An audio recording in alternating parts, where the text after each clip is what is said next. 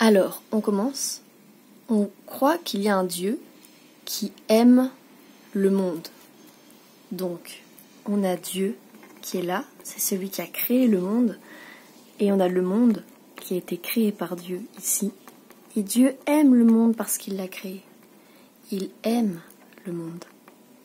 Dieu aime le monde. Mais le problème, c'est que le monde n'a pas voulu de Dieu, n'a pas voulu lui retourner son amour en retour. Et la punition qu'il mérite, enfin la conséquence de ça, le fait que le monde n'a pas voulu de Dieu, c'est que du coup, il va aller loin de Dieu. C'est la perdition. Il y a une séparation entre le monde et Dieu. Le monde a voulu faire bande à part. Il s'est séparé de Dieu. Et en fait, ça, c'est ce qu'on appelle cette distance entre Dieu et le monde, cette séparation, elle est due au péché. C'est le péché, c'est le fait que le monde n'a pas voulu obéir à Dieu, n'a pas voulu rendre son amour à Dieu, qui du coup crée cette distance entre les hommes et Dieu. Et cette distance, le monde ne peut plus être dans la présence de Dieu, il y a une vraie séparation. Donc, le monde, les conséquences de tout ça, c'est qu'il tend vers la perdition, ils périssent, donc c'est l'enfer. Et c'est la séparation éternelle de Dieu. Alors que avec Dieu, là où ça va, c'est la vie éternelle. C'est l'éternité dans la présence de Dieu. Ça, c'est les deux fins de l'histoire possibles, entre guillemets.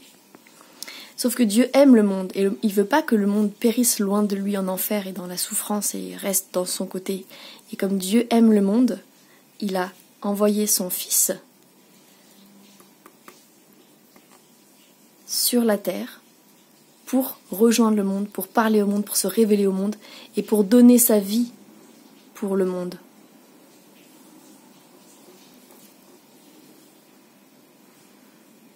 En mourant sur la croix, Jésus permet au monde de pouvoir revenir vers Dieu.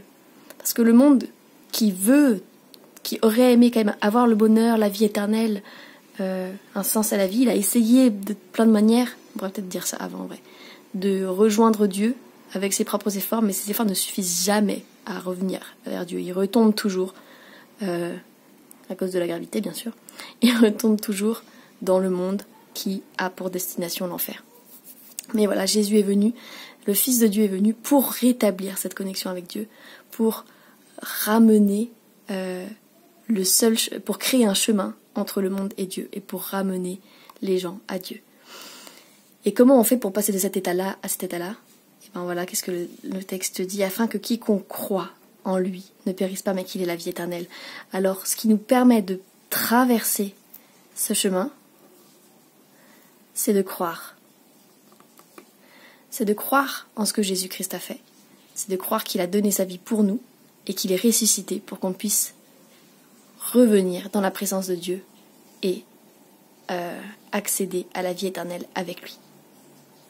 Et alors, tu te situes où sur ce schéma ?